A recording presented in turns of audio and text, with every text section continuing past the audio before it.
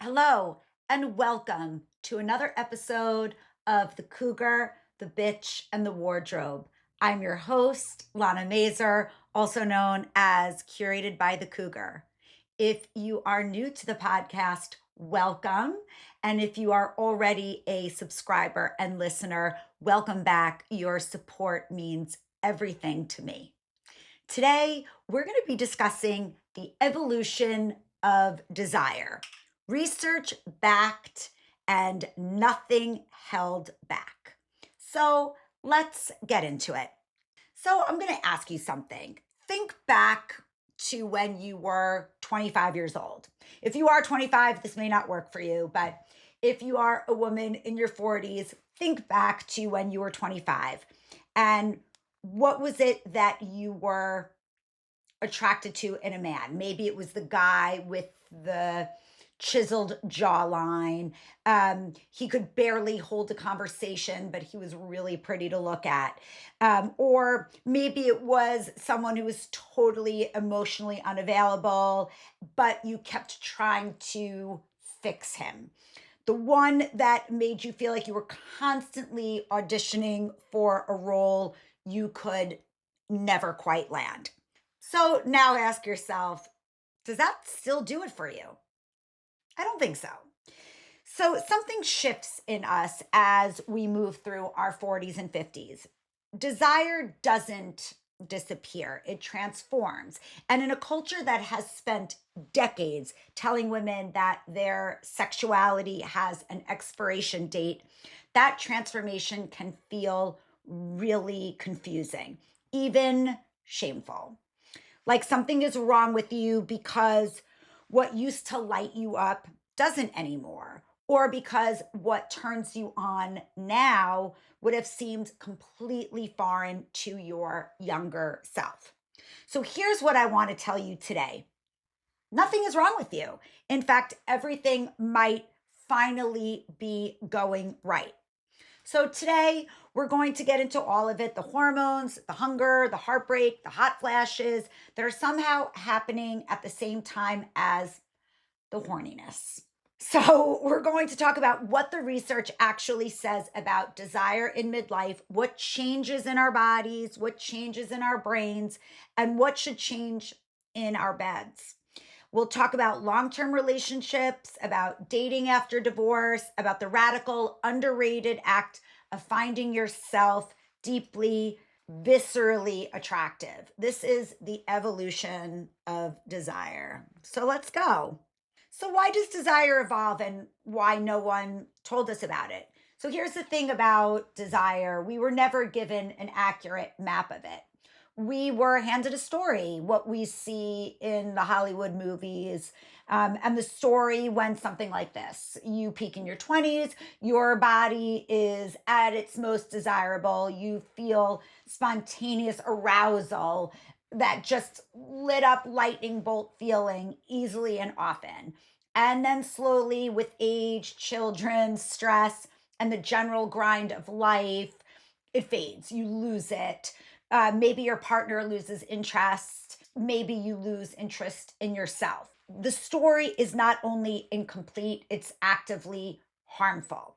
I mean, when I look back at my 20s, yes, I mean, I was very perky and attractive, but I actually think that I've become more attractive as I've aged, not just like in the physical sense, but just because I am more sure of who I am. And I have also owned my sexuality. Whereas when I was younger, I was maybe a little bit tentative to act on certain things, scared of judgment, scared of really expressing that side of me. And now that I'm approaching 50 very soon, that has really all fallen away. Because I find that like what's happening to desire midlife is actually far more interesting, far more nuanced, and in many ways far more powerful. So let's get into the research a little bit. Researchers have discovered something that most of us have felt but couldn't name. Women's desire doesn't operate on a simple on off switch that gets like a dimmer with age. It operates on what sex researchers now call a responsive model, as opposed to the spontaneous model we were taught. Rosemary Basson, a clinical professor and sex researcher, revolutionized how we understand female desire with a new model published in the early 2000s. Instead of the old linear model, desire leads to arousal, leads to sex. Basson showed that for many women, desire is circular and context dependent. It can arrive after stimulation, not before. It can be sparked by closeness, emotional safety, a great conversation, being touched in a way that feels attentive. It doesn't have to strike you like a thunderbolt. It can creep in like warmth. This model becomes increasingly relevant as we age because in midlife, the conditions that create desire get more specific, more personal, more hours. And that I would argue is not a loss, it's wisdom. And yes, like we're all aware of like the hormones, the biology, and the midlife body. And we've talked about this many times over that no one really explains it properly. So I just want to take a couple minutes here to get into that. So, okay, so let's talk biology because it's not something that's so simple that can be, just glanced over. And what is actually happening in your body during perimenopause and menopause. So, perimenopause, depending on the person, it can begin as early as your late 30s, but typically kicks in during your mid 40s. So, and those are the years long transition leading to menopause. And it is defined as 12 consecutive months without a period. And during this transition, three major hormones are fluctuating wildly: estrogen, progesterone, and testosterone. And here's the part that most people don't know. It's not just estrogen declining, it's the erratic fluctuation, the up, down, sideways, all the chaos of your hormones. And this is what creates so many of the symptoms that we experience, including change in desire. Research from the Seattle Midlife Women's Health Study, one of the longest running studies of its kind, tracked 286 women across the menopausal transition and found that overall sexual desire decreased as women approached and passed their final menstrual period. But they also found that the biggest contributors to decreased desire, it wasn't just hormonal. There were hot flashes, fatigue, depressed mood, anxiety, and disrupted sleep. So when you haven't slept properly in 3 months because you're waking up drenched at 3 a.m., of course you don't want to have sex. That's not a libido problem. That's a sleep deprivation problem. A 2019 research review found that measurable changes in sexual function can begin as much as 20 months before the final menstrual period. So if you're in your mid 40s and noticing things feel different, you're not imagining it, and it's not too early. This is real, and it's starting exactly when it should. Okay, so now testosterone, because this is the part that I think really surprises people. Because testosterone is often referred to as the male hormone, but women, we have it too. And it plays a major, major role in desire, energy, and libido. In perimenopause, testosterone levels fluctuate. And interestingly, those fluctuations, not just the decline, are associated with lower desire. But here's the twist. Once you're through menopause, some women actually notice their libido increases. Why? Because estrogen's decline can make the remaining testosterone relatively more dominant. For some women, this means a genuine resurgence of sexual interest. For others, it means nothing, but as we know, everybody is different. The research also confirmed something fascinating. Some women report increased libido during perimenopause and after menopause. And the reasons include newfound freedom from pregnancy concerns, fewer parenting responsibilities, improved self confidence, and for those entering new relationships, the well documented libido boost of novelty and excitement. So, for all you ladies out there who are just going through divorce, think about that. So, here's the shame removal part of this conversation, and it's important. Changes in your desire are not a character flaw, they are biological reality. And when you understand what your body's going through, the sleep disruption, mood dysregulation are all contributing factors, and they can be addressed through hormone therapy, lifestyle shifts, mindfulness, and medical support. You stop blaming yourself and you start getting curious instead. And then one more critical note for those ladies out there that are having some issues with vaginal dryness, which happens when estrogen declines and then can make sex uncomfortable and painful. But it's extremely common and treatable. If sex hurts, you are not going to want to have sex. So this is physiology, not psychology. So talk to your doctor. There are options for local estrogen therapy to vaginal moisturizers to lubricants that can transform your experience. And the bottom line is your biology is changing, yes, but biology is not destiny. So let's talk a little bit about the emotional side of attraction and what becomes sexy now. So I want you to do me a favor and close your eyes for a second. And I want you to think about this. And I posed this question in the beginning. What did you find attractive in your 20s when you were 22 years old? Now, what do you find attractive at this stage in life? So think about that for a second and open your eyes. And if you're like most women in midlife, the list looks radically different. And the research backs this up beautifully. Now, I'm not going to say anything, that would lead me to feel like a hypocrite because I have fallen into those traps, obviously, of being newly divorced and, wanted a man who was young and just really nice to look at and not much else. And that is enjoyable too. But again, it's knowing what you want when you want it and being okay with it at that stage in your life. So maybe it is the younger man that you desire. Maybe it is the man with the six pack. It's okay.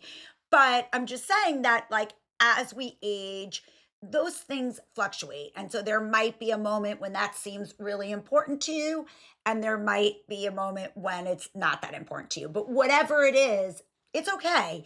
And it's good to have those experiences and see what it is that you ultimately want and what ultimately feeds your desire and excites you. So, let me give a little bit more of the research here. So, a 2023 global study, which involved 17,250 women, found that kindness and emotional supportiveness ranked higher than physical attractiveness or financial success when it comes to long term partner preference. Emotional intelligence, the ability to understand, regulate, and communicate feelings, has become the new gold standard of attractiveness.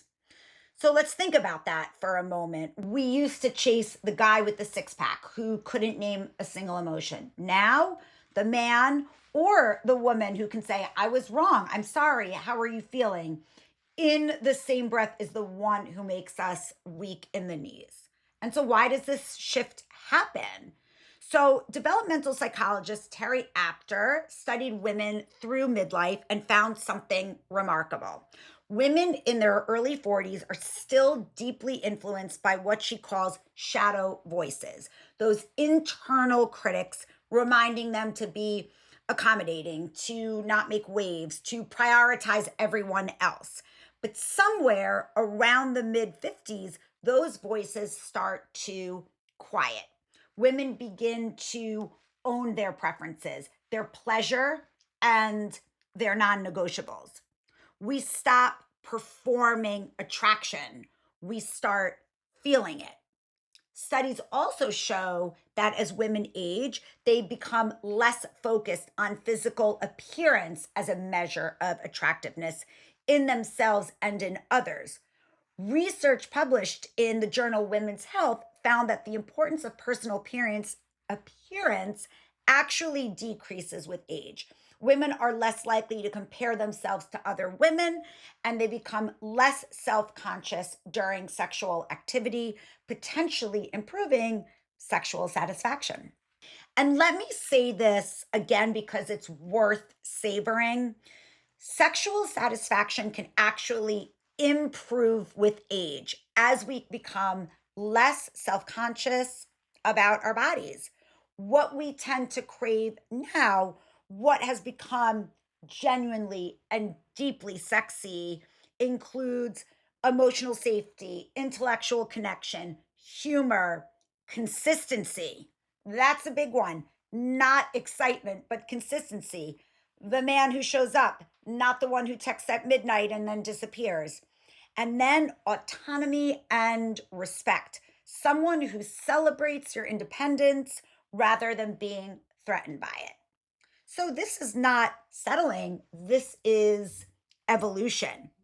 The erotic imagination in midlife expands. We know what we want. We know what we will not tolerate.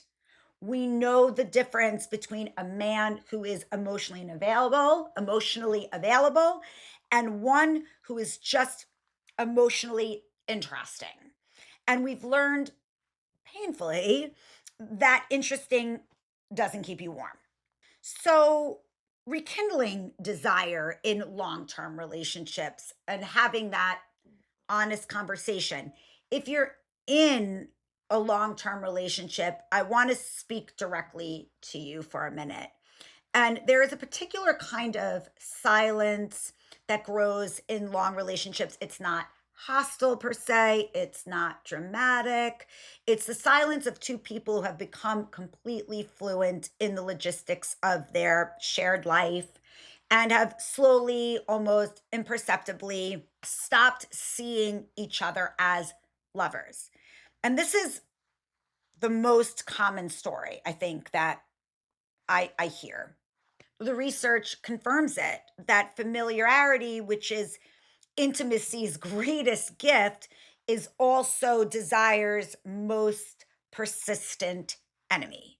So, in the book Mating in Captivity, this is by Esther Perel. She's a psychotherapist and she spent decades studying this paradox. She puts it brilliantly: love thrives on closeness, but desire needs space.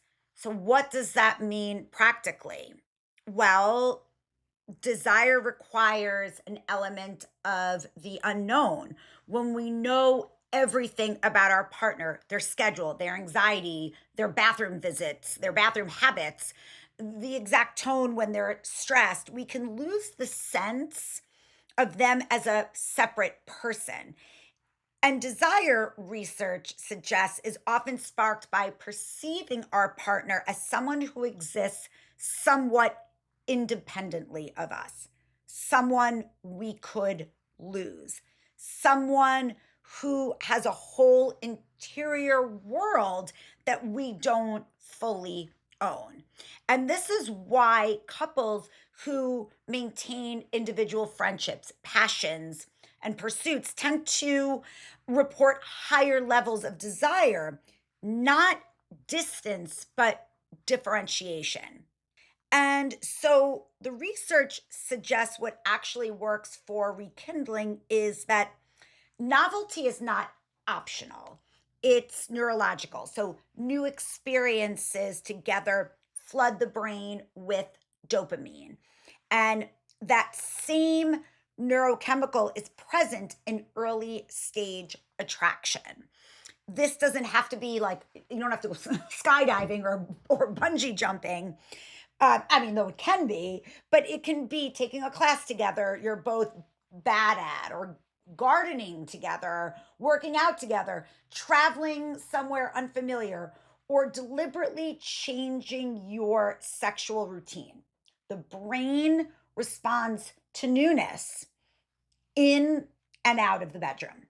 Emotional openness before physical intimacy. Many women in midlife find that their desire is gated by emotional connection. Research consistently shows that for women, emotional attunement is a prerequisite for sexual arousal.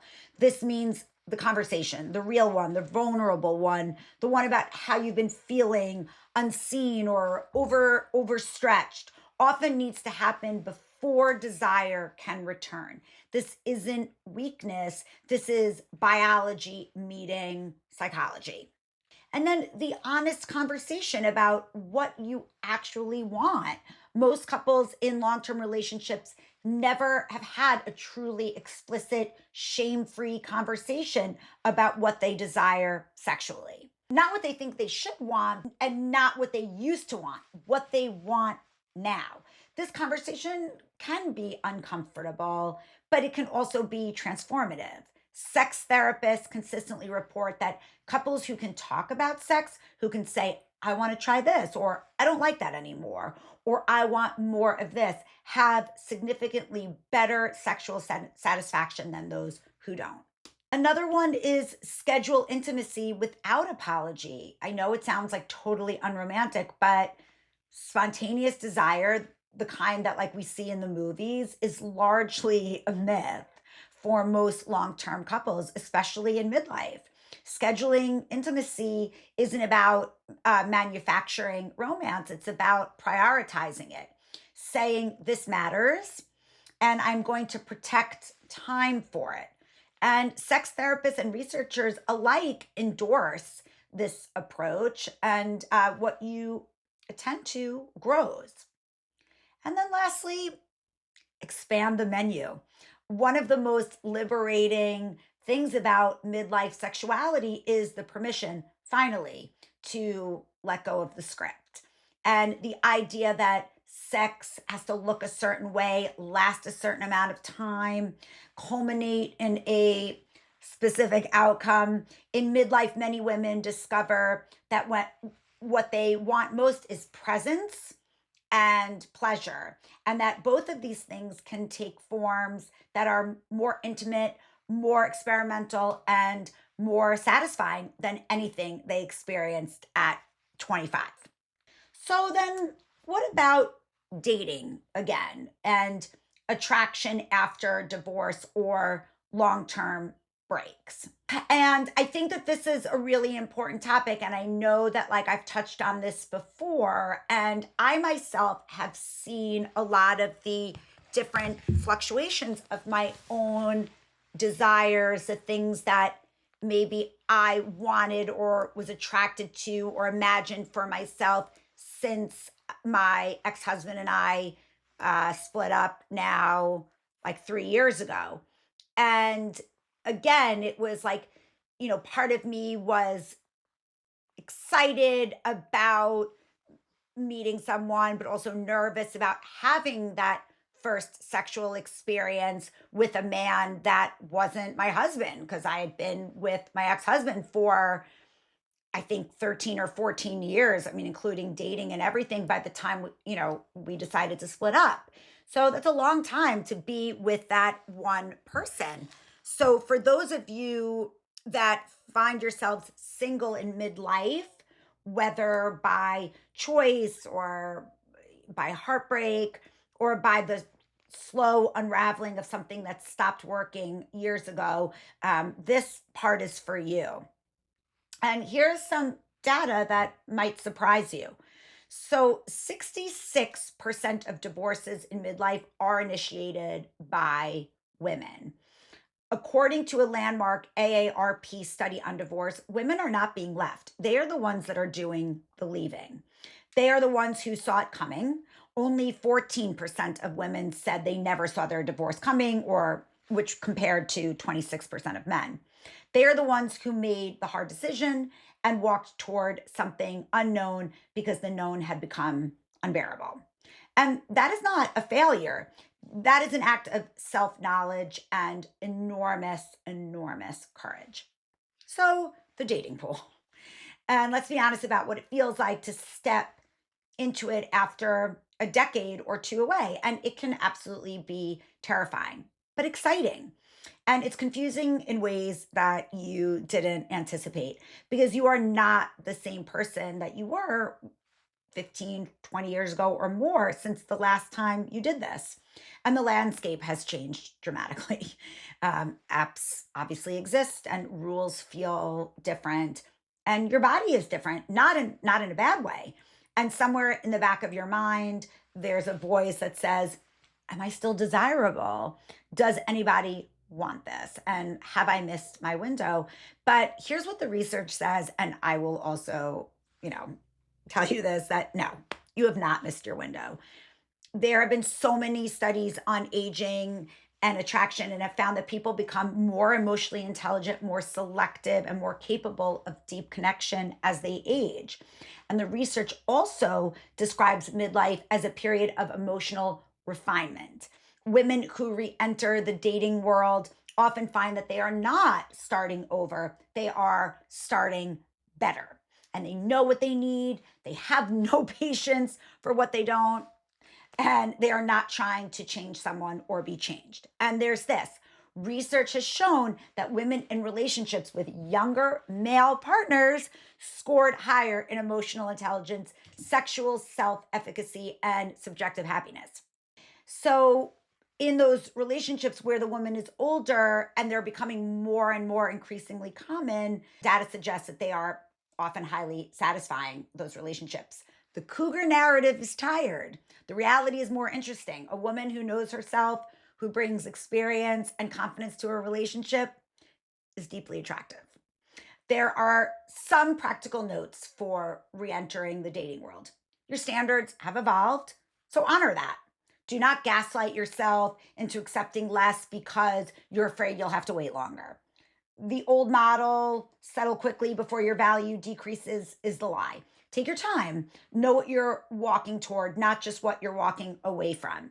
And I think that that's ultimately what's so empowering because, especially, I felt this that, like, in my youth and before, like, in my second marriage, and when I didn't have children yet. And I was really so hung up on meeting a man who was going to be a good husband, a good father, potentially a good provider. And now that I'm going to be 49 in 2 weeks, I say to myself, well, I'm not looking for a husband and I'm not looking for a father of my children. They have a father. So ultimately, whoever I'm choosing, it's really for me and to satisfy what I want.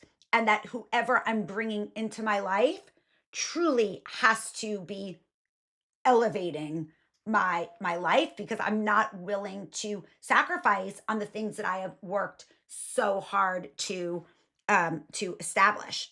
Sexual health is still a conversation, and this feels awkward to say, but it's essential.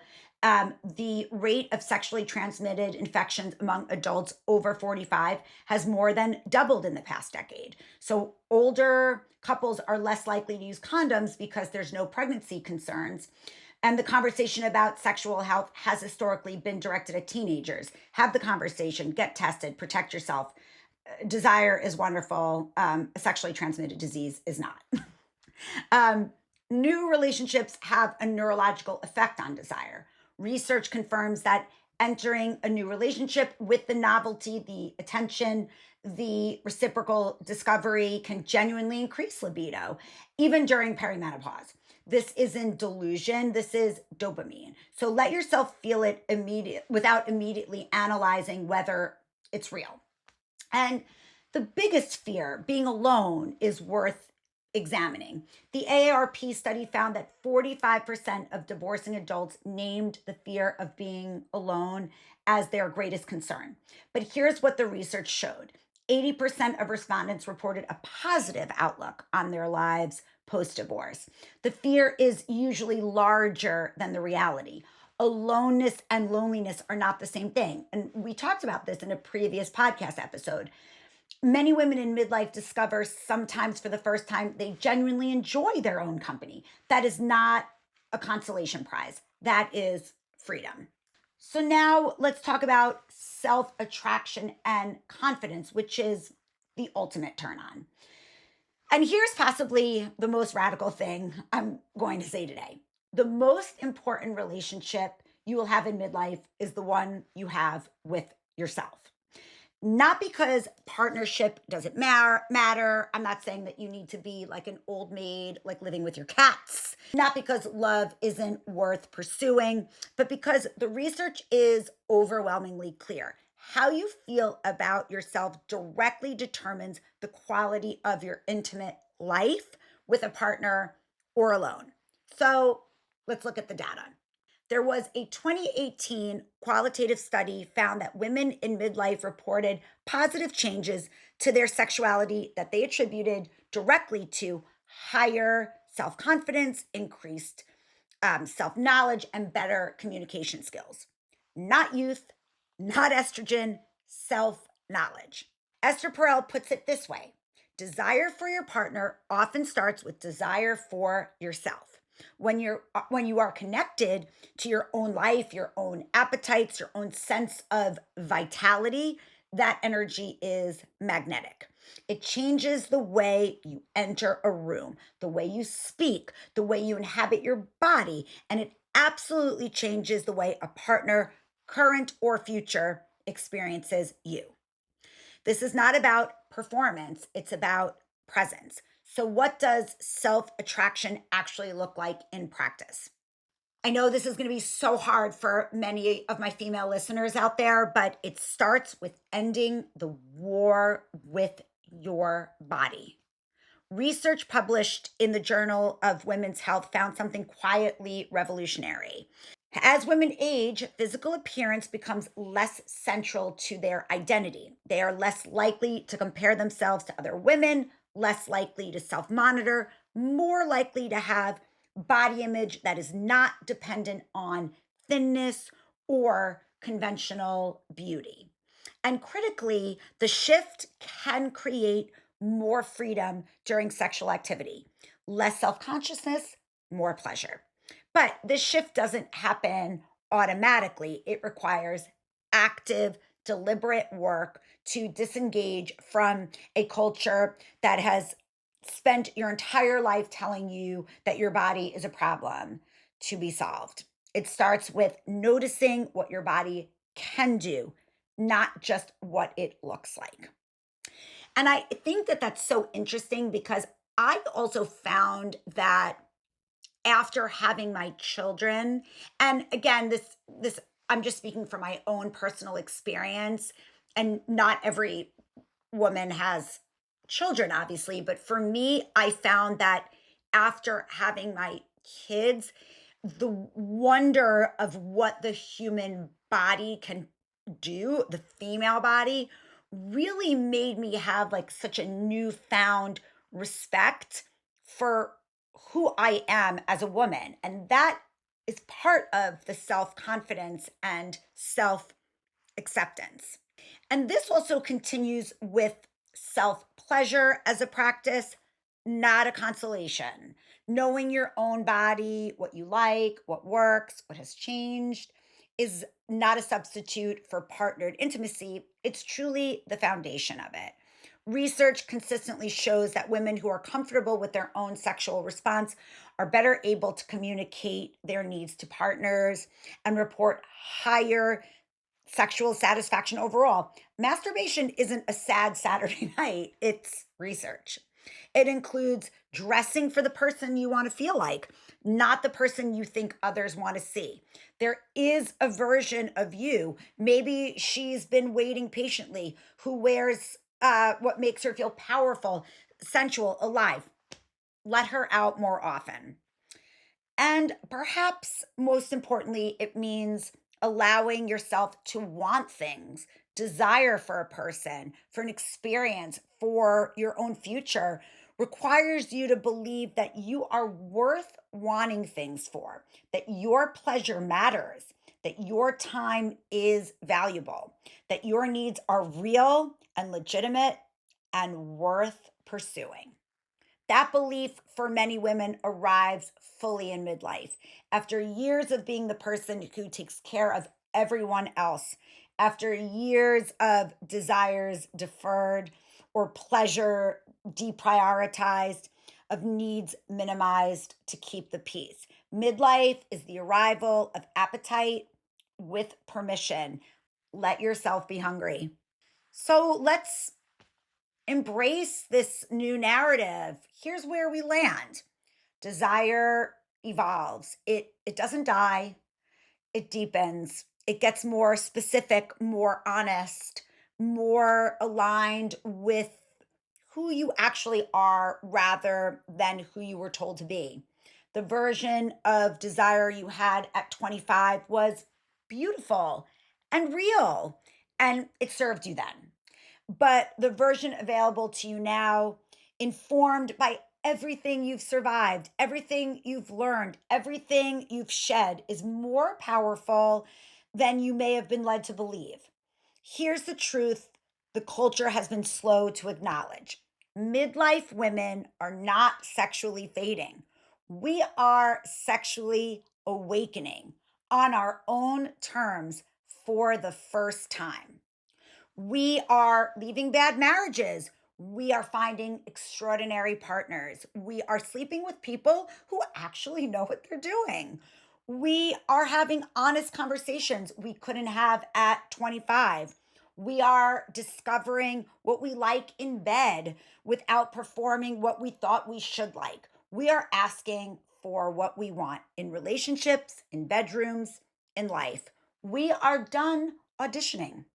And that energy, that clarity, that confidence, that bone deep knowledge of who we are and what we will no longer accept is the most attractive thing any of us has ever possessed. The narrative that told you desire was for the young was a lie, written by people who were afraid of who you'd become when you stopped caring what they thought. You have become her, and she is extraordinary. So before we end here today, I want to hear from you. So please feel free to DM me on Instagram, on TikTok at Curated by the Cougar. You can also message me on YouTube at Curated by the Cougar. And I would love to know, what has shifted for you? What are you noticing about your desire, your body, your sense of what you want, and who you want to be? What surprised you the most in this episode? And maybe what did I leave out, and what can we talk about the next time? The conversation doesn't need to end here. For me, it's actually just the beginning. So please send me a message, and also share this episode with the woman in your life who might really need to hear this. Because the more we talk openly and honestly about this, without shame, without apology, without the performance of having it all together, the more we give each other permission to actually live it. And you are in the most interesting chapter of of your desire. So I hope you read every page. Until next time.